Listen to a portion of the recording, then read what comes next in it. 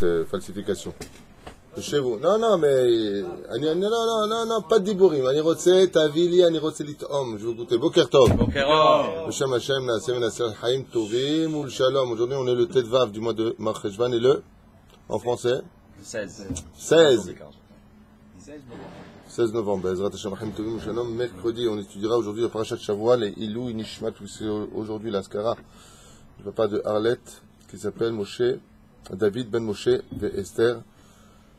זיכרונו לברכה, בעזרת השם, החלמה מהירה ורפואה שלמה לכל חולי ישראל. והצלחת קטי כהן היקרה, שאנחנו נותנים לה את כל ברכותינו, שתצליח בתחקיה הטוב, אישה טובה וגדולה. Amen. בעזרת השם. Et Cathy Cohen, si quelqu'un te dit quelque chose, laisse. Transparence, qui parle. Jalousie, maladie. Hey. טוב, פרשת וירא.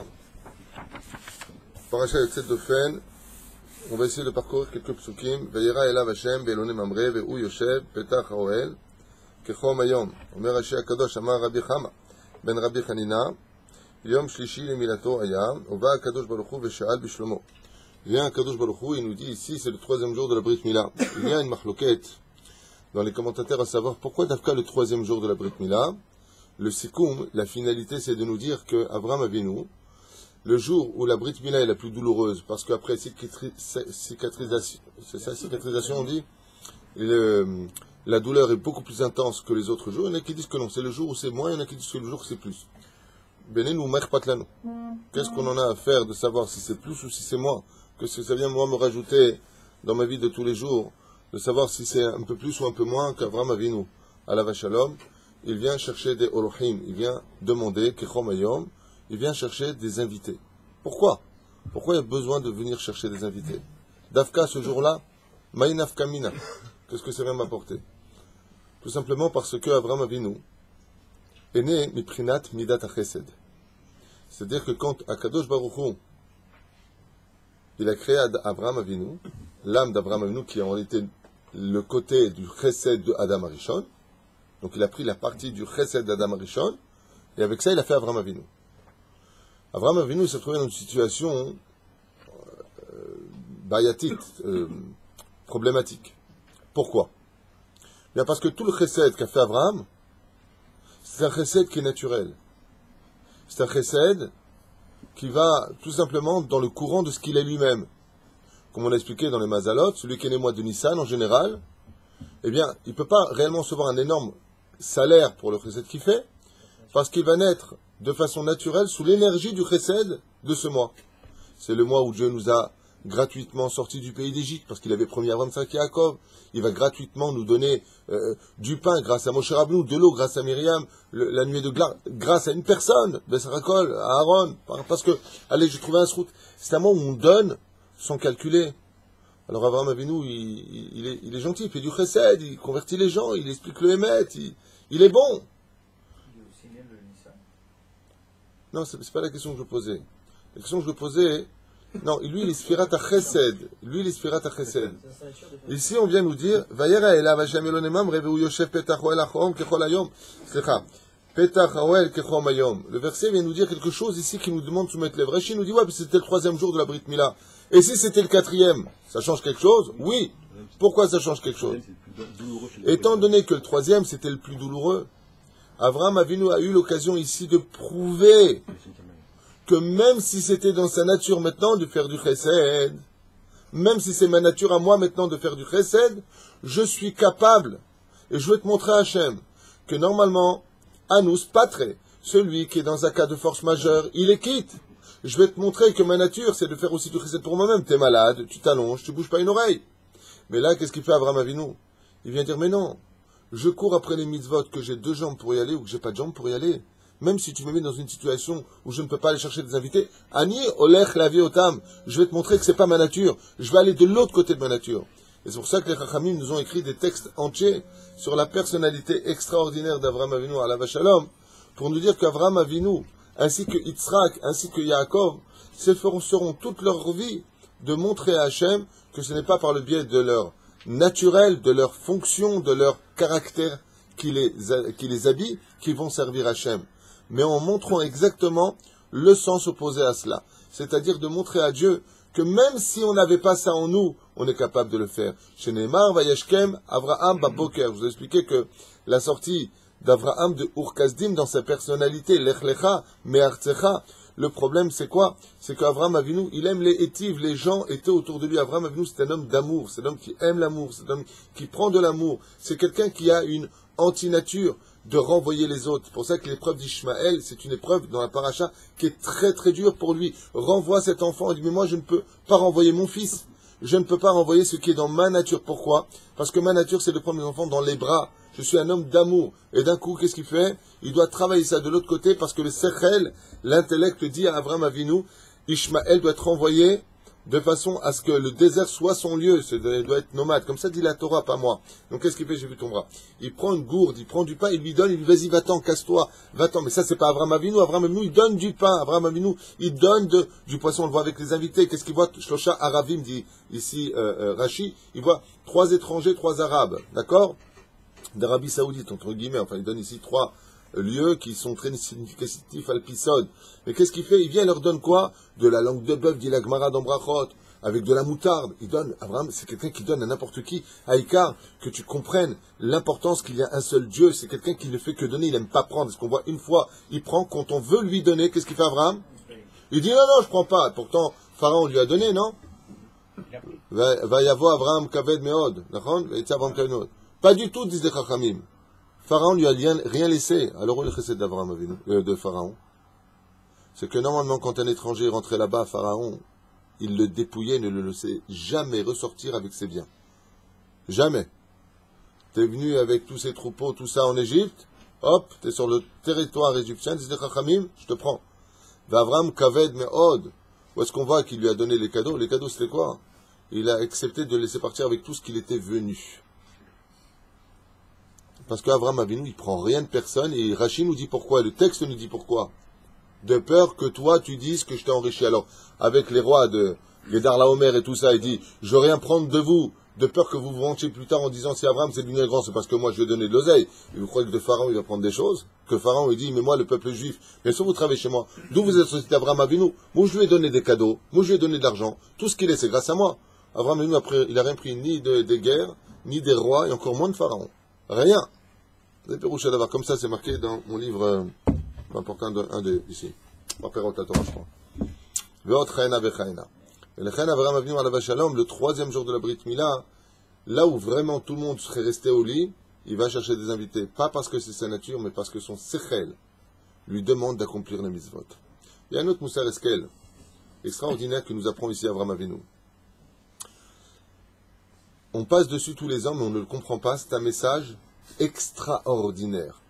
Rashi nous dit à Kadosh, le troisième jour de la Brit Mila, écoutez bien ça, Avraham Avinu est malade. Il ne peut rien faire. Il est paralysé dans son lit de douleur. C'est là. Il a 99 ans, il est dans la 100e année, il a la Brit Mila sur le lit. Qu'est-ce qu'il fait Avraham? Il va faire des mitzvot. Qu'est-ce que fait Hachem? Il envoie l'ange Raphaël. La Torah vient nous enseigner, Béadia. Quand ça ne va pas dans les affaires, quand ça ne va pas dans ta santé, quand ça ne va pas dans ton shlom bayit, qu'est-ce que tu fais? Cours derrière des mitzvot. Va faire des mitzvot. Et Dieu, il t'envoie qui? L'ange Gabriel pour te sauver, l'ange Raphaël pour te guérir. Pourquoi? Parce que les mitzvot vont provoquer une ouverture dans le ciel pour laisser rentrer les anges. Chez Neymar, tout celui qui fait une mitzvah dans ce monde crée un ange. Ce même ange vient te sauver la vie. La reine Bezrat Hashem, il y a 2 choses à faire. Peu importe dans quel domaine. Mais quand ça va pas, petit 1, fais des mitzvot. Petit 2, pashpesh b'ma'asecha. Cherche. Troisième explication, Kechom Ayom. Ici, on apprend quelque chose qui va peut-être donner le sourire à ceux qui sont malades, que Dieu leur donne une grande réfoua chez les mains. Amen. Le Zohar HaKadosh, il nous dit, où est-ce qu'il était assis Avraham Avinu? À la porte du pétard du Gehinam. C'est le pétard Kechom Ayom. Où est-ce que la porte est très chaude?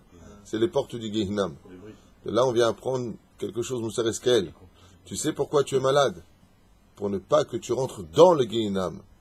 Aval Petach, à l'entrée du Gehinam. Si une personne a fauté dans la vie, si une personne elle n'a pas été Besséder, si une personne le Chazar B'Tchouva, et qu'il accepte la maladie, Be'ava, il accepte la maladie dans la joie, ou lo ekanes le Gehinam. Zeperoucha Davar. Où est-ce qu'on apprend? D'Avraham Avinu. Abraham, il est malade. Il est dans une situation terrible. Le Maosé, mais il reçoit ça avec amour. Donc, je vais poser une question un peu difficile. Après, je te donnerai la parole pour ta question. Ah, j'ai répondu? Est-ce qu'Abraham Avinu, il avait vraiment besoin de souffrir? Non. Il avait un moyen de ne pas souffrir. Juste pour que vous compreniez qui est Abraham Avinu. Pourquoi je vous ai dit tout à l'heure qu'il a une occasion exceptionnelle de montrer à Hachem combien il aime les mitzvot, même si c'est sa nature. Voire que même si ça n'avait pas été sa nature, il l'aurait fait aussi. Abraham Avinu avait une pierre. Cette pierre lui a été donnée par un ange du soleil, du magma du soleil. Et Abraham Avinu, chaque fois qu'il voyait une personne malade, c'est-à-dire blessée, coupée, il prenait cette pierre et il la guérissait. Quand il a eu la Brit Mila, il lui suffisait de prendre cette pierre, de la poser sur la plaie, et elle cicatrisait automatiquement toutes les plaies. Et quand Rashi nous dit, c'est le 3e jour, il ne s'est pas guéri. Kibel be'ava et anisayon, il a reçu avec amour cette terrible épreuve. Lama, pour que maladie puisse montrer à Hachem, voilà ce que je suis capable de faire pour toi.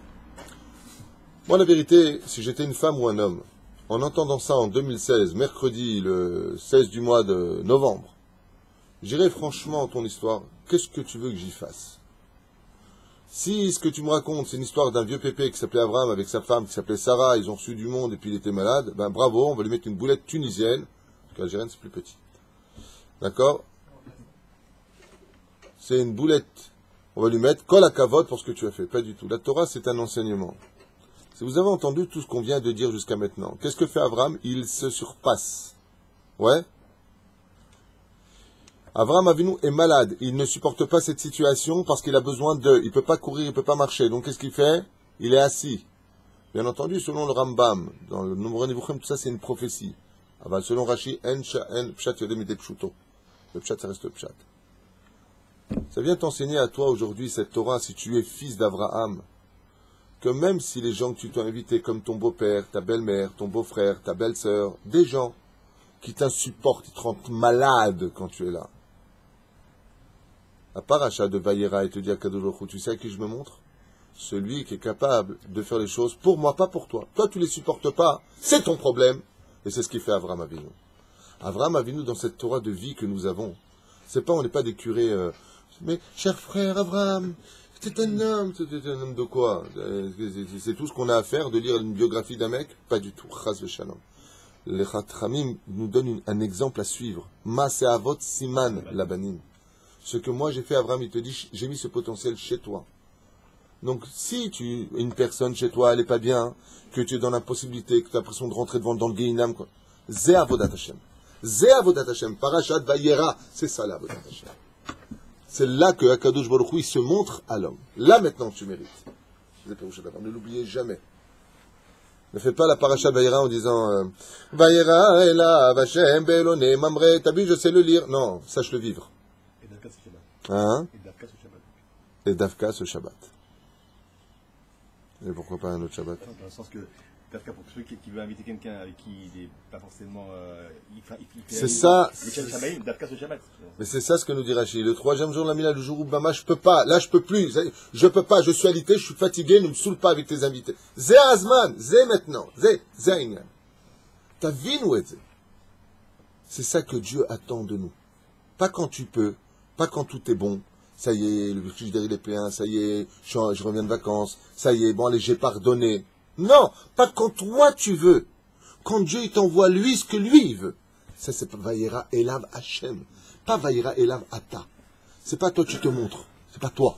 C'est pas Dieu il te sert toi, c'est toi qui sers Dieu. Ça c'est Avraham Avinu. C'est ça ma Avot. C'est ça notre Torah. C'est uniquement un enseignement pour nous, pas pour Hashem. Parce que Hachem, il connaît Abraham. Pourquoi la Torah est venue enseigner quelque chose à Dieu? Non, mais ce que je veux dire, pourquoi est-ce qu'il le met dans cette situation? Il le sait, Hachem, qu'Abraham il va faire tout ça. Pourquoi est-ce qu'il le met dans cette situation? Oh, il a fait Méod. Très bonne question de Réhouven. Il dit pourquoi Dieu le met dans cette situation? Il le sait, Hachem, qu'Abraham il est capable de se surpasser. Il le sait qu'il est capable. Voilà. Là, tu rentres dans deux autres questions. Comme j'ai déjà expliqué dans plusieurs cours, si Dieu sait tout à l'avance pourquoi il a créé ce monde, il aurait dû mettre Réhouven au Gan Eden et puis l'autre au Gehinam, Anilo Deami. C'est-à-dire Dieu a créé le monde pour que toi, tu vois la justice de Dieu, pourquoi Dieu met une personne au Gan Eden et l'autre au Gehinam. Maintenant, tu poses une autre question tout à l'heure, qui était plus pertinente. La première était plus pertinente que la deuxième. Tu as dit, mais pourquoi Hachem il fait ça? Si Abraham il peut pas, alors pourquoi il le fait? Parce que l'homme est emmené là où il veut aller. Les Chachamim nous apprennent, dans le livre Imrechen, que pourquoi il y a eu 3 anges, et Rachid nous dit c'est le 3e jour.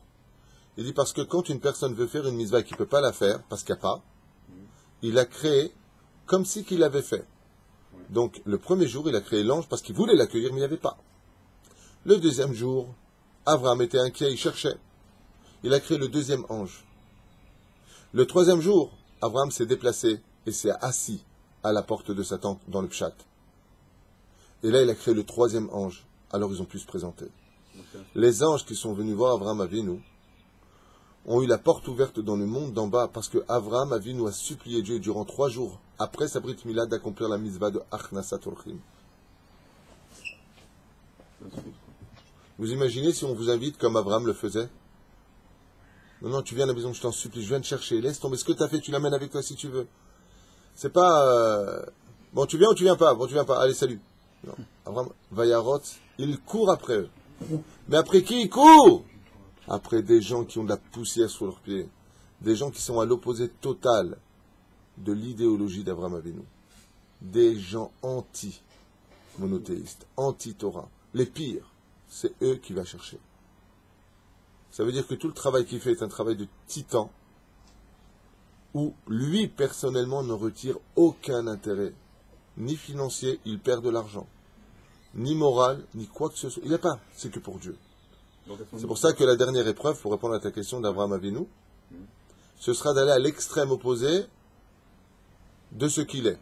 Si je vous dis, donnez-moi l'opposé du mot chesed, vous me répondez? Mais non. Pas du tout. Si je vous dis maintenant, bonté, je le dis en français, ça va mieux le faire. C'était le cours d'hier d'ailleurs. De la bonté à la cruauté. Oh, éphémérode. Si tu regardes toutes les épreuves d'Abraham Avinu, renvoie ton fils. Tout ce que Dieu lui demande, c'est ce qui se trouve en dehors de la portée d'Abraham Avinu dans ce que Abraham est. Lui, il ne peut pas faire de mal. Abraham Avinu, c'est un homme qui, pour lui, tuer une mouche, c'est un crime. Abraham Avinu lui fait faire, Akadosh Baruch Hu lui fait faire la guerre. Akadosh Baruch Hu lui dit quitte ton père, quitte la maison. Mais je peux pas, et mon père le pauvre. Quitte. Akadosh Baruch Hu lui dit renvoie. Akadosh Baruch Hu lui dit coupe la bride. Akadosh Baruch Hu lui dit prends ton fils et fais de la cruauté. Je sais pas si vous comprenez. Il veut lui casser sa mida de façade. C'est pas qu'il veut lui casser. C'est qu'il veut que Abraham Avinu inclut dans ses gènes quelque chose que nous devons tous avoir. C'est pas simplement se surpasser, c'est les fum tsara agra. C'est faire la mitzvah dans la difficulté. Et c'est quoi une mitzvah qui est faite dans la difficulté? C'est une mitzvah qui est faite quand tout t'empêche de la faire parce que ce n'est pas toi. C'est pour ça que le Hari Akadosh nous dit, tu sais pourquoi tu es venu au monde? Tu veux savoir? C'est là où ce sera le plus dur pour toi que tu es venu au monde. C'est pour ça que tu es venu. C'est pour aller au-delà, d'être capable de voir Hashem Vayira et là Hashem. Est-ce que tu es capable de voir à une condition? Si un jour tu veux que la Torah se dévoile chez toi, il va falloir que tu te lèves la nuit quand tout le monde dort. C'est la nature de l'homme de dormir la nuit.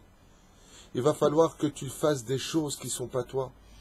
Que normalement, quand ta femme elle te répond comme ça, tu hurles. Mais ça va pas, mais tu hurleras pas parce que ta nature c'est d'hurler, alors n'hurle pas. Ta nature c'est de te gratter tellement que tu es inquiet. Alors Dieu va t'envoyer une tonne d'épreuves, mais pas pour te mettre à l'épreuve, Dieu il t'aime. Dieu t'envoie à l'épreuve pour que tu passes de l'autre côté. Malgré cela, je reste calme. Le mec il dit t'es calme, ouais, tout va très bien, je suis calme. C'est pas ça, et c'est pas ça aider Hachem. C'est pas ça servir Hachem. Servir Hachem, c'est parce que quand t'en peux plus, c'est là que Akadosh Baruch Hu t'a donné les forces, comme il te dit ici Avraham Avinu. C'est pour ça que regardez, pour vous donner un exemple complet. Allons jusqu'au bout de cette explication avec l'aide d'Hachem. Dieu a dit à Abraham, prends ton fils, va le sacrifier. On en a parlé brièvement hier. J'aimerais m'étaler un peu plus sur le sujet. Prends ton fils et monte-le sur le Har Moriah et va le tuer là-bas. Est-ce que pour Abraham Avinu à la Shalom, l'épreuve, c'est de mourir pour Dieu? On l'a dit hier. Dieu, il lui a rien demandé, il est rentré dans la fournaise ardente. Mourir pour Dieu, c'est un srout. Comme a dit Rabbi Akiva, vous vous rappelez, Rabbi Akiva était dépecé. Qu'est-ce qu'il a répondu, Rabbi Akiva?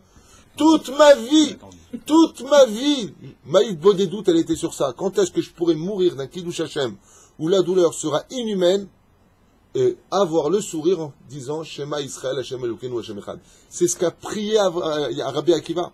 Quand est-ce que je pourrais être dans la difficulté pour, prenons un autre cas, Rabbi Eliezer. Vous avez entendu parler de Rabbi Eliezer ben Rajbi, le fils de Rabbi Shimon bar Yochai. Toute la journée, il étudiait la Torah. Et toute la nuit, qu'est-ce qu'il faisait? Il étudiait la Torah. Mais pour lui, c'était devenu trop facile. Sa nature, c'était tellement d'aimer la Torah, que c'était devenu sa nature. Qu'est-ce que faisait Rabbi Eliezer ben Rajbi? Bon, ce que je dis, c'est de son niveau à lui, ne le faites pas, de toute façon, ça ne marchera pas pour vous. Il faut avoir le mérite. Il ouvrait les fenêtres de sa chambre, et il disait comme ça, dit la Gemara, Chavivin alay aïsourin, chavivim alay. Que toutes les maladies que Dieu a créées dans le monde s'abattent sur moi toute la nuit. Rabbi Eliezer ben Rajbi. Il était frappé de pires choses. Une fois qu'il était frappé dans la douleur, de la lèpre, de tout ce que vous ne pouvez pas imaginer, alors il s'asseyait et commençait à étudier la Torah. Beaucoup ont voulu faire comme Rabbi Shimon bar Yochai, de grands Tanaïm, et ils n'ont pas réussi. Pourquoi? Il dit parce que lui, il a étudié enterré vivant sous terre. Est-ce que toi, tu l'as fait comme ça? Uniquement, c'est tout. Beaucoup ont voulu atteindre le niveau de Moshe Rabbeinu. Est-ce que tu as étudié la Torah 40 jours et 40 nuits sans boire et sans manger? La reine vient nous dire la Torah. Pad ba melach tochal, umaim ba mesuret tishte, ve'al haaretz tishan, ve'chayetzar tichye. Oh, si on traduit, c'est je me casse. Comment tu veux étudier la Torah? Baim ba mesuret tishte, de l'eau à peine potable tu boiras, bonne pour ta santé mais qui n'a pas de bon goût. Le pain dans le sec, tu mangeras. Par terre, sans matelas, tu dormiras. Et une vie constamment dérangée par les problèmes financiers, tu vivras. Pire qu'Avot, c'est pas moi qui l'invente. Mais ça ne veut pas dire que c'est comme ça qu'on étudie la Torah. Ça veut dire que si Dieu te met dans cette situation pour que tu étudies la Torah, alors c'est là qu'est tout ton challenge. Vous comprenez comment ça se passe? C'est là qu'est tout ton challenge. Tout ce que Dieu attend de toi, ça se trouve ici. Ça ne veut pas dire qu'on doit chercher à souffrir. On ne va pas chercher la maladie. On ne va pas chercher les problèmes. Mais ça veut dire que quand les problèmes viennent, par exemple, tu viens pour aller faire mincha, et là, tu as un truc qui tombe dessus. Toute ton épreuve, elle est de voir si tu vas au rendez-vous de mincha ou si tu vas t'occuper du problème. C'est pour ça qu'il y a pas une plus grande épreuve. Vous avez remarqué? Tu vas à droite, tu vas à gauche, ton téléphone ne sonne pas. Tu arrives à la synagogue. Tu as les mecs de l'autre côté du monde. Ils attendent. Quelle heure est pris aujourd'hui? 4h20. Les mecs attendaient, on l'appelle tous ensemble à 4h20. Jamais le téléphone a autant sonné à l'heure où tu es le plus occupé. Il n'y a pas. Tu es chez toi tranquille, il n'y a pas de problème. Tu rentres aux toilettes, tout le monde t'appelle. On ne parle pas aux toilettes. Tu rentres dans la voiture. L'épreuve, elle est là. Et tu as la remets. Pourquoi tu as la remets? Parce que tu crois que toute ta destinée à toi, que ton mazal, que celui qui va te donner à manger, celui qui va te donner à boire, celui qui va payer tes dettes, c'est le client. Allez, Dieu, il te met à l'épreuve, il est là, juste là. Et toi, pendant, t'es à la synagogue, t'es comme ça. Il y a une Vartora, tu sors. Je suis désolé, je dois sortir. Ouais. Alors, je te rappelle tout à l'heure. Et alors, qu'est-ce qui est sorti de tout ça? T'as perdu du temps. Qu'est-ce qui est sorti de tout ça? Du caca. Voilà ce qui est sorti de tout ça. Tu te palais la chaîne. T'es occupé. Mais quand c'est le banquier qui t'appelle, et que t'es dans son bureau, et que le téléphone il sonne, même pas tu regardes. Tais-toi, toi. Oui, alors, je vous disais, parce que tu crois que c'est lui qui va te donner ton découvert. Où est Taïmouna? Zéperouchadaba. C'est ça, Vaïra et la Hachem. Tu veux voir Hachem? Alors juste je finis avec ça, cher Cohen Ayaka, je vais te répondre. Vous n'avez jamais posé la question, comment se fait-il que Avraham Avinu alav shalom, il a vu un bélier dans le buisson, on l'a dit hier, il a su que ça pouvait remplacer son fils? Quelle honte! D'où Avraham, il a compris que ce bélier-là, il est venu pour monter à la place de Yitzhak. L'ange lui a dit, prends le bélier. Tu peux me montrer le texte? J'ai jamais lu ça. Non, il n'a pas dit ça. Il a pas dit ça. Attends, mais c'est intéressant. Moi, je ne connais pas tout. Moi, je demande qu'à apprendre. C'est comme les plats de tout à l'heure. Moi, je ne demande qu'à apprendre. Juste montre-moi, parce que pour l'instant, je n'ai pas trouvé. Attends, après, je vais te dire. Non, il n'a pas dit ça. ויאמר בי נשבעתנו מהשם, יען כי עשית את אשר אדונך, שבתה ממך, בקיבה לברך ולברך, jusqu'à ça va, וילכו כל יהיה הארץ. Voilà. Donc là, j'y suis. Abraham, Abraham, Atcher de Khalana, Valata Souma, Kata Detki, Eric Mata, Velchasatan Mikhaï de Kham, Abraham, il n'y a pas marqué nulle part. Je te lis le texte. Vaïssa, Abraham, Etena, Vayar, Veine, Aïl. Non, c'est parce que le Satan, il voulait empêcher. Achar, Nechaz, Basevar, Bekarnav, Vayeler. On a besoin de nous dire que le bélier qui se trouvait sur l'Ara Moria, il s'est pris les cornes dans un buisson. Et qu'est-ce qu'il faisait? Le bélier, il est en train de lutter pour se dégager. Ça veut dire que pour être un bélier libre, il était les cornes coincées dans un buisson. Quand Abraham s'est retourné et qu'il a vu que cet animal était pris dans la difficulté, il a dit, c'est sûr que toi tu peux remplacer mon fils. C'est le secret des cornes qui sont coincées dans le buisson. Qui je peux prendre?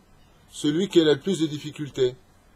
C'est pour ça que Moshe Rabbeinu, par exemple, quand Dieu l'appelle pour être le leader d'Israël, la première chose qu'il lui dit, c'est quoi? Il dit, mais je suis bègue. Je peux pas parler. Toi, tu veux quelqu'un pour donner la Torah dont la force est dans la parole. Il lui a dit, Lo ish diburi anochi. Je suis pas un homme qui sait parler. Je suis brûlé de la lèvre. Je peux pas parler, moi. Il lui a dit, c'est pour ça que je te veux. C'est pour ça que je te veux. C'est parce que là, tu peux pas que je te veux. C'est comme dans le travail professionnel. Vous avez remarqué ça? Tu as un chef de société, un grand patron qui veut placer un directeur général de toutes ces sociétés. Alors, il a 3 personnes qui se présentent. Tu as Dupont qui vient avec l'arrêt au milieu comme ça, là, des cheveux, bien, la mallette en cuir, bien, nickel. Il dit, voilà, moi j'ai fait les hautes études, voilà mes diplômes, voilà, très bien. Le patron le regarde comme ça. Ah ouais, bon d'accord, et alors? Non, parce que dans la vie pour réussir, il ne faut pas des diplômes, il faut surtout du mazal. Oui, mais enfin vous savez, j'ai fait la chaussée, j'ai fait les pompes, j'ai tout fait. Très bien. Ok, je vais voir. Vous inquiétez pas avec moi, vous serez tranquille. Tous les soirs, vous aurez un devoir, c'est-à-dire un compte rendu. Le patron dit, tu m'as saoulé, va attendre dehors. Il y a Mustapha qui rentre. Bonjour, j'ai fait les études. J'ai dirigé beaucoup des affaires en Égypte avant que ça explose. J'ai fait ça, j'ai fait ceci. Le patron, puis il dit, bon, il y a une autre personne là-bas. Il dit, non, moi je cherche juste une petite place de boulot. Il dit, bah, vous avez l'air bien, vous venez ici. Vous appelez comment? Il dit, Moshe. Ouais, Moshe. Vous voulez la place de PDG dans la société? Vous voulez tout diriger? Ah, pas du tout. Non, pas du tout. Moi, je me demande si vous n'avez pas besoin d'un balayeur ici, quelqu'un qui pourrait... un petit poste, quoi. Mais vous n'êtes pas parti de l'équipe? Il dit, non, pas du tout. Et ça vous intéresserait de prendre le poste? Vous êtes qui? Le poste de quoi? Vous avez vu votre usine? Rien qu'en montant les escaliers, j'ai rencontré 30 personnes du personnel. Vous avez vu le nombre d'ouvriers que vous avez? Vous vous rendez compte ce que c'est? Ça veut dire, en me demandant de prendre ça, je dois renoncer à ma femme, à mes enfants, plus de vie de famille? Vous voulez que je m'occupe? En plus de ça, j'ai appris que de l'autre côté, vous avez encore une usine. Il faudra que j'aille voir ce qui se passe là-bas, nommer des chefs, les attendre à des heures impossibles pour qu'ils me ramènent le compte-rendu de ce qu'ils ont fait, rester à des heures impossibles pour faire la comptabilité, être certain que personne ne vous vole, et il commence à faire la liste. Le patron regarde comme ça et dit, t'es embauché, toi. Tout de suite. C'est parce qu'il a compris les difficultés qu'engager ses responsabilités que Dieu a dit à Moshe, toi je te veux. Toi je te veux. Mais par contre, les 2 autres qui sont venus, soi-disant, prophètes de Dieu, eux, il n'y a aucune difficulté. Dieu m'a parlé, il m'a vu, j'ai fait la chaussée, je suis très bien. Enfin, je sais très bien que je peux tout gérer. Je peux créer une religion, je peux tout faire. Les 2 leaders se sont imposés comme c'est moi le leader, et Moshe n'a pas arrêté de dire, c'est pas moi, c'est pas moi, c'est pas... Je ne veux pas de ce poste. Dieu lui a dit, parce que tu as vu la difficulté, alors je te veux. Je raconter l'histoire du chassid. Un jour, il y a 2 jeunes juifs comme ça, avec des péotes, Streimel comme ça, qui rentrent attrapés par 2 cosaques. Et ils rentrent dans le village des juifs en disant, allez, avancez, ils font du bruit comme ça. Alors il y a un juif qui vient dire, hé, mais qu'est-ce qu'on fait, nos frères? Pourquoi vous les tenez comme ça? Alors il dit, parce qu'ils ont fait quelque chose de grave, on va les jeter en prison pour la vie. À moins que vous voulez payer la rançon. Attendez. Restez là sur le kikar. Attendez-nous à l'entrée de la ville, c'était. Combien il vous faut? Ils ont dit 5000 roubles. Comme si aujourd'hui, je demande 50 000 shekels. Il lui a dit pour les 2, non, pour les... Chacun. 50 000, 50 000. Qu'est-ce qu'ils ont fait? Ils sont partis voir le rabbi. J'ai oublié son nom. Le rabbi, il a dit quoi? Pidion Shvoim, il faut libérer des juifs tout de suite. Qu'est-ce que fait le rabbi lui-même? Comme d'habitude, il va et il tourne de boutique et de rue en rue. Après 1 heure, il arrive avec les 100 000 roubles.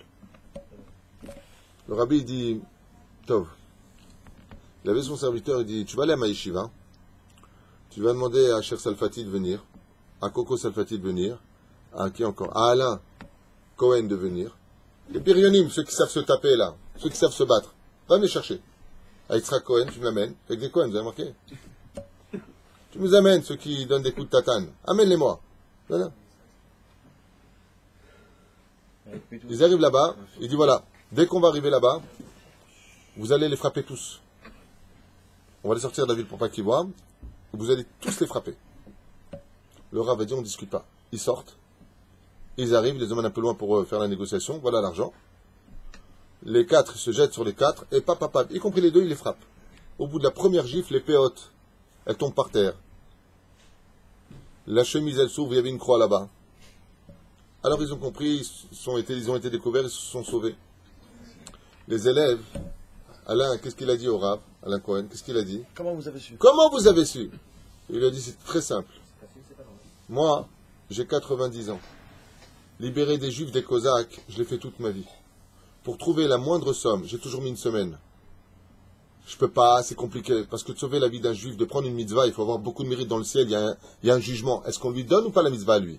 Est-ce qu'il mérite encore une mitzvah ou pas? Mitzvah, goreret mitzvah. Là, je viens partout, je vais, ouais, pas de problème, tiens, prends 500, prends 1000, prends 2000. Hop, hop, hop, hop, hop. Il y a un truc qui va pas ici. Ça, c'est pas une mitzvah, ça.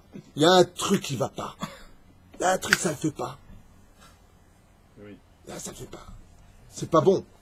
Donc, c'est sûr que c'est une arnaque.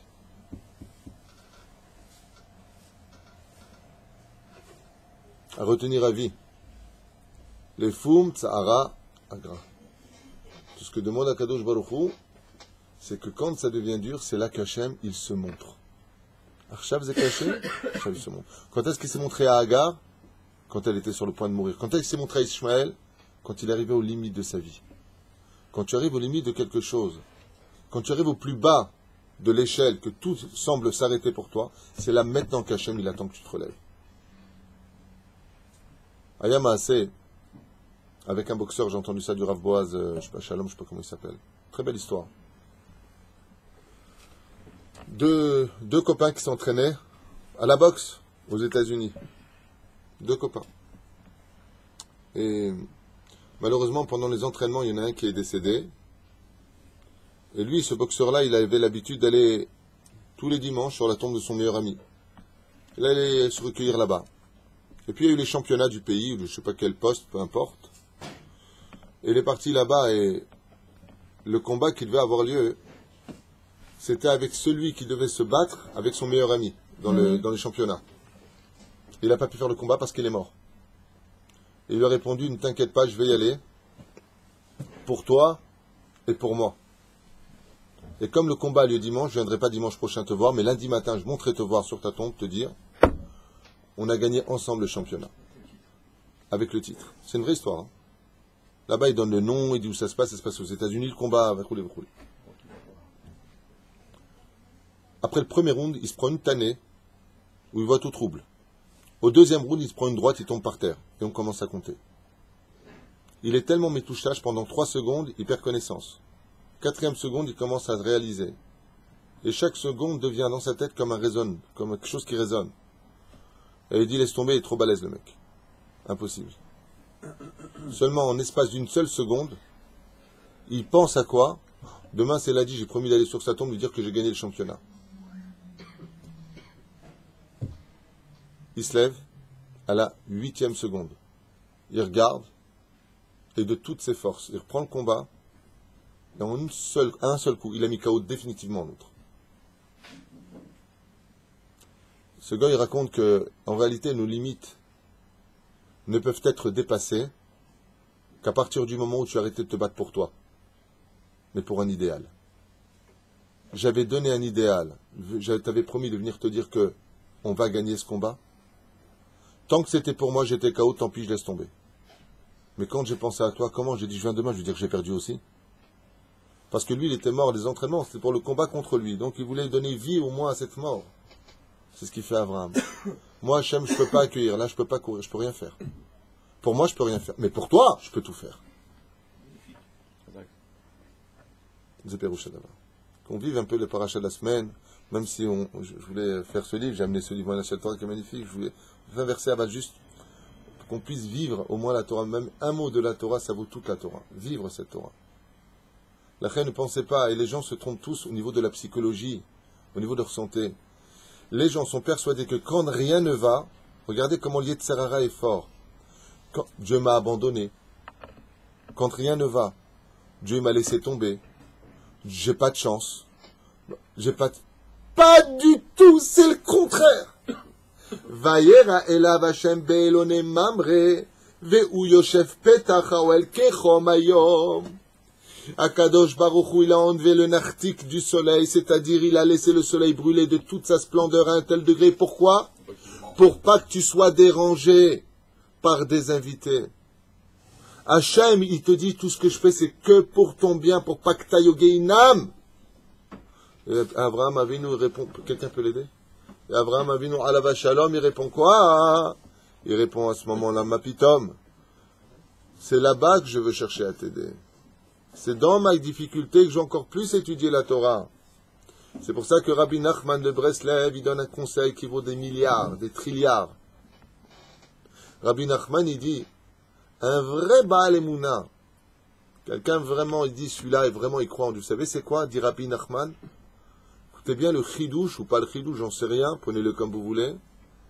Rabbi Nachman, il dit, quand Dieu t'envoie des épreuves qui sont très lourdes et très compliquées, tu prends tout ça, tu le jettes sur lui.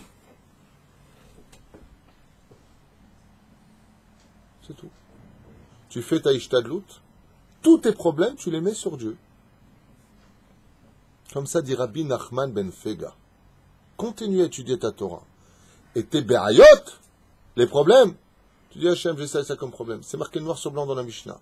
Tout celui qui prend sur lui les rôles de l'étude de la Torah, Ma'avirim alav. Dieu lui-même, il s'occupe de ses problèmes. Mais si, par exemple, tu es dans l'étude et tu interromps ton étude et il faut que tu te débrouilles, si c'est pas moi qui fais les choses, alors c'est toi ou c'est moi, il te dit Dieu. Ah, tu t'occupes de tes problèmes, ok. Bonne chance. Ça veut pas dire que tu dois pas t'en occuper, fais très attention à ça, faut pas être le mec camé, moi j'ai plein de problèmes, Dieu, tu vas t'en occuper. Non, non, non, ne t'es pas dans la difficulté. Si tu choisis le monde de l'étude de la Torah, si tu choisis cela, comme ça s'est passé avec Ilfa et Rabbi Yochanan dans Maseret Ta'anit Bedaf Kafalef. Vous vous rappelez? Rabbi Yochanan était pauvre, il n'avait rien. Il a compris que Dieu attendait de lui que c'est maintenant qu'il a étudié la Torah le ventre vide. Il est parti étudier la Torah le ventre vide. À peine quelques années plus tard, non seulement il est vivant, il est devenu prince de la Torah. Il a écrit le Talmud de Jérusalem. Et qu'est-ce qui lui a donné le sou d'écrire le Talmud de Jérusalem? Incroyable. C'est parce qu'il est parti retourner dans le moment le plus difficile de sa vie.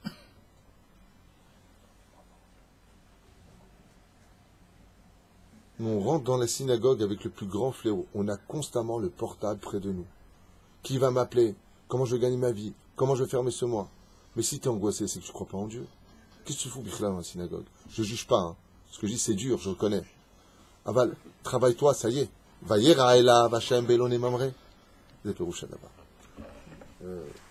fait un autre verset quand même, peut-être. On va essayer d'avancer. Pourquoi on dit be'elone mamre? Pourquoi d'après? Parce que c'est lui qui a donné le bon conseil, Mamré. Il a fait mode. Alors ici, il rapporte ici, Rabbi Stéphane Ayakar. Il dit Mazé Belone Mamré parce que c'est lui qui a donné le conseil. Tu peux me parler un peu de ça pour finir aujourd'hui, un peu, au moins le premier verset, quelque chose, on dit. Ça veut dire quoi, il a donné le bon conseil? D'abord, quel était le conseil? Qui étaient ses autres amis? Et qu'est-ce qu'a dit Mamré qu'ont pas dit les autres pour avoir le sroud d'avoir son nom dans la Torah? Est-ce que je dois faire la Brit Mila? Il a posé la question à Abraham Avinu. À ses trois amis. Alors, Job. non, non, pas du tout. Il lui a conseillé de faire la Mamré. Aner, Eshkol et Mamré. Tov, ça c'est les noms. Maintenant, il va poser la question. Fais très attention à ce que tu es en train de dire, parce que si c'est ça ce que tu es en train de dire et que tu l'expliques pas, ça veut dire que Abraham, il a un gros problème au niveau de sa Emouna. Dieu lui dit, fais la Brit Mila. Et lui dit, hé les mecs, fais la Brit Mila. Khadil Avechas. Alors c'est quoi la question d'Abraham? C'est une sorte de ch'tadoute qu'il fait, quelque part. Non. Il voulait tester ses amis. Non. Abraham, effectivement, dit au niveau du pshat. Moi, je pensais que vous allez répondre facilement pour finir l'heure, mais je vois que pas du tout. Je vais répéter la question. Ici, la Torah fait honneur à Mamré, un des 3 conseillers et meilleurs amis d'Abraham Avinu. Aner, Eshkol et Mamré sont les 3 meilleurs amis d'Abraham. La Torah va les baser les 2 autres. Pourquoi? Parce qu'ils ne vont pas donner un bon conseil. Mais c'est les meilleurs amis d'Abraham. Abraham ne s'entoure pas de mauvais amis. Donc ce sont des gens intelligents. Au niveau de l'intellect, il se passe quelque chose pour lequel Mamré va avoir ce titre. Et ça aussi, c'est un très très très très grand moussar escal pour nous. Très grand moussar. Une grande morale. C'est quoi? Non. Mamré, il lui dit Dieu t'a sauvé la foudre ardente. Parce que que disent les autres? Ils disent tu vas faire ta brit mila, ça va t'affaiblir. Les rois que tu as combattus vont te tuer. La première DA. Le deuxième lui dit par rapport à ton âge. Je ne connais pas ces midrashim. Si ce que tu dis est référencé, tant mieux. Moi, je ne connais pas. Je ne sais pas ce que j'ai lu. Trois choses que j'ai lues, comme quoi ils avaient dit. Non. Un lui dit comme quoi tu vas t'affaiblir. Donc les rois que tu as combattus vont donc il y en a un qui l'aurait conseillé, il a fait mode, j'achète. Très bien. Il y en a un qui dit c'est vrai que ça va t'affaiblir, la Brit Mila peut affaiblir. J'ai un peu de mal avec ça parce qu'Abraham Avinu n'a pas combattu avec son corps quand il a libéré Lot, mais le Midrash est clair dans ce domaine et la Gemara d'ailleurs le rapporte. C'est avec de la terre, donc tu n'as pas besoin de prendre la terre, il les envoie, ça part comme des fusils. C'est mignon, j'accepte, c'est bien, mais c'est pas la raison. D'accord. J'ai dit j'achète. C'était pas une question de jour, si c'était Shabbat ou pas. Non. Beyom Hashemini imol besar rolato mila doche Shabbat. La Brit Mila se fait même le Shabbat. Alors c'est quoi? La question, t'as pas compris? Dieu dit à Abraham Avinu alav shalom, fais la Brit Mila. Abraham va voir ses 3 amis, il dit est-ce que je fais ou pas la Brit Mila? Ça te sonne pas bizarre? C'est la question que je pose. Donc toi tu viens de comprendre la question. Avec plaisir. C'est la question que je pose. Ah, il l'aurait fait. Ce que dit Abraham, eux, ils le font. Ah, tout le monde l'a fait. Est-ce que c'est lui qui doit la faire lui-même sur lui-même, ou bien il doit la faire par quelqu'un d'autre? Non plus. Abraham sera celui qui le fera à tout le monde. Donc, je vais vous répondre. Nous n'allons pas gagner du temps.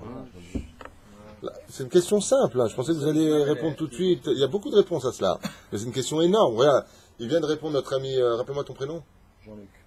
Mais non, quel Jean-Luc t'arrêtes. Michael Ayakar. Il dit, mais c'est vrai, pourquoi il pose la question?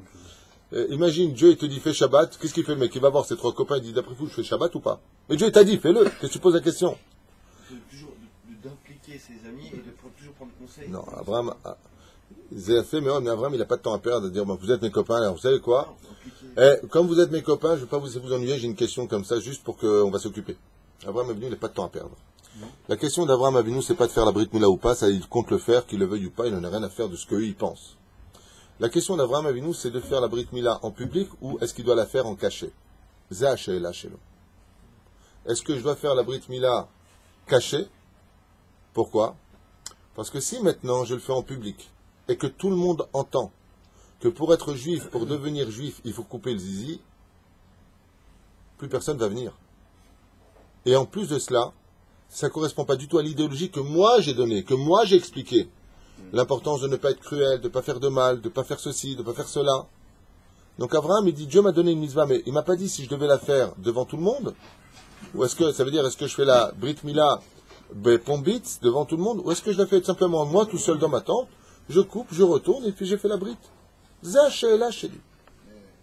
C'est bizarre comme chez là, parce que... Pourquoi?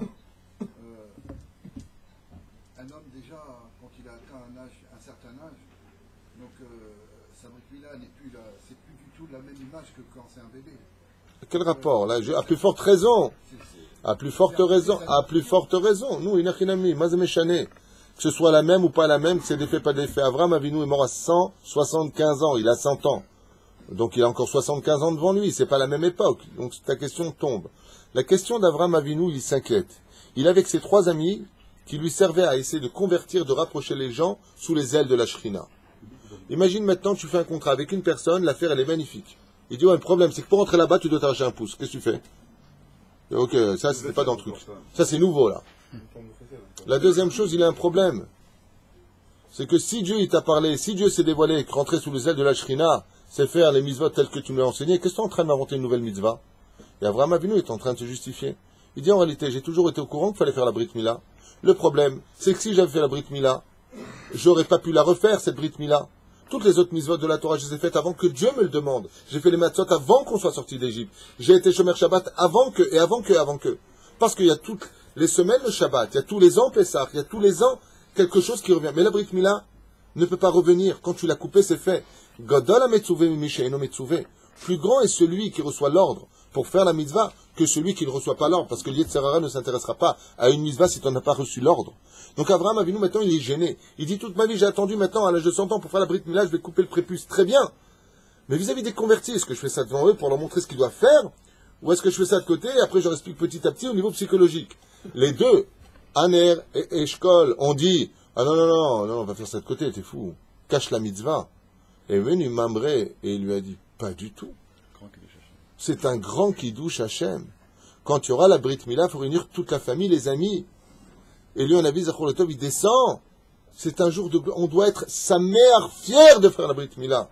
Et celui qui n'est pas fier de cela, il n'a rien à faire dans le judaïsme, lui a dit Mamré. La reine, la kavod de la Torah. Un non-juif qui était proche de lui, qui s'est converti au judaïsme, qui s'appelle Mamré, il lui a dit, Mapitam, quand il s'agit de la Torah, ne te cache jamais. Regardez ce qu'a enseigné Mamré. Il se trouve dans les hauteurs. Be'elone Mamré. Dieu vient nous dire, lui, il est monté dans les hauteurs. Pourquoi? Un goy converti au judaïsme a dit à Avraham Avinu, un juif ne doit jamais avoir honte des mitzvot qu'il fait. Ne te cache pas. Ne provoque pas, c'est autre chose. Je ne parle pas de ça. Aval t'es shomer Shabbat, t'es religieuse, t'es religieux, sois fier. Ani dati. Non, c'est pas la peine de dire que t'es trop religieux. Vous connaissez la phrase tunisienne? J'ai un neveu, il est trop religieux. Ça veut dire quoi, il est trop religieux? Même les femmes, il l'embrasse pas. Non, c'est pas il est trop religieux. Il est pratiquant mamash. Lui, il est religieux. Trop religieux, je ne connais pas encore. Je ne connais pas trop. Vous connaissez cette phrase? Celui-là, il est trop religieux. Même les mariages mélangés, il ne va pas. Trop. C'est pas trop, c'est une halakha en douille. Ça s'appelle être normal.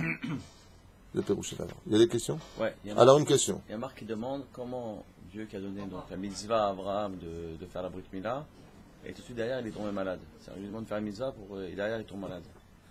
Mais c'est là qu'est toute l'épreuve. D'abord, bonjour Marc. Il demande comment se fait-il qu'il fait une mitzvah et tout de suite après il tombe malade. La Mishnah numéro 2 du 4e chapitre, Marc, nous dit comme ça au nom de Ben Zoma. Mitzvah goreret mitzvah, une mitzvah engendrait la mitzvah. La souffrance de la Brit Mila, c'est la continuité de la mitzvah elle-même. C'est pour cela que la Gemara dans Masechet Brachot Bedaf E nous dira 3 choses un homme devra souffrir pour donner de la valeur et malgré tout ça restera des cadeaux. Vivre en Israël, étudier la Torah et gagner son monde futur se gagne par la souffrance.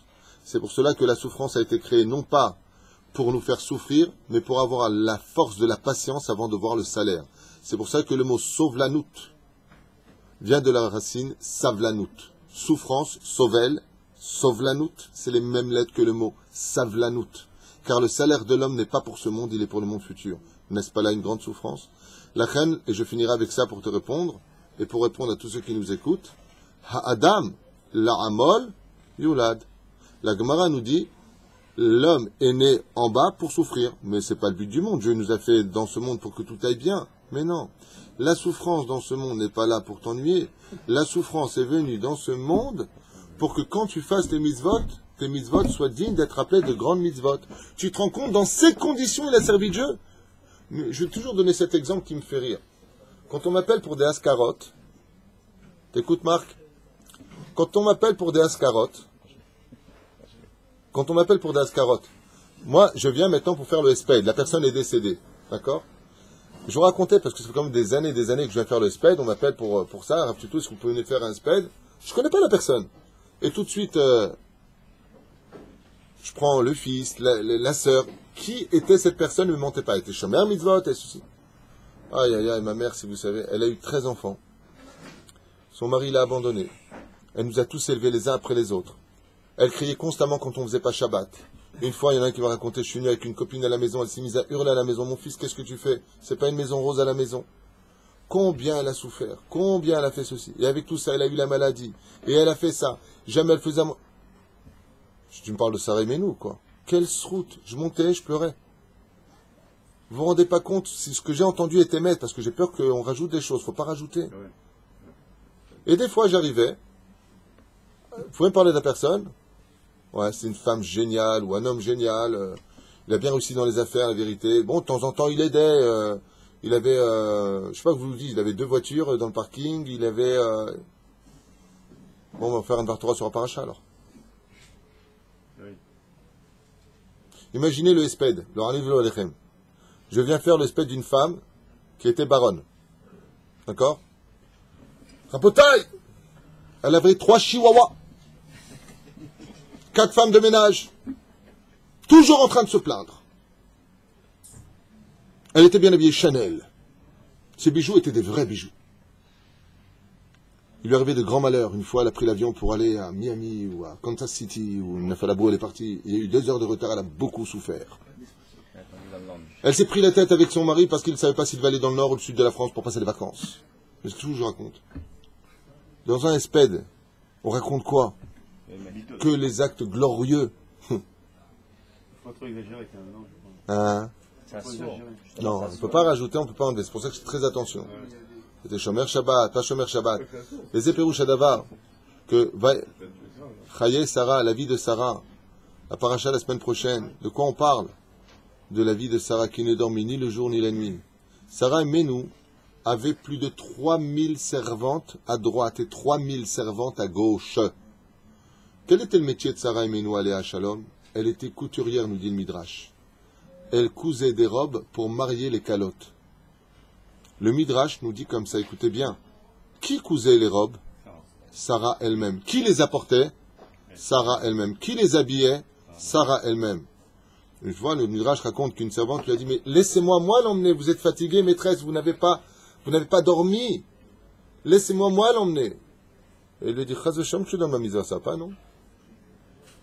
On parle de Sarah Menou qui était milliardaire, la plus belle femme de l'humanité. Zeb Perouch Adavar. C'est pas qu'on cherche des souffrances, mais là où il y a de la difficulté, surtout ne fuis pas. C'est là-bas que Dieu, Dafka, est prêt à se montrer dans ta vie. Kotouf.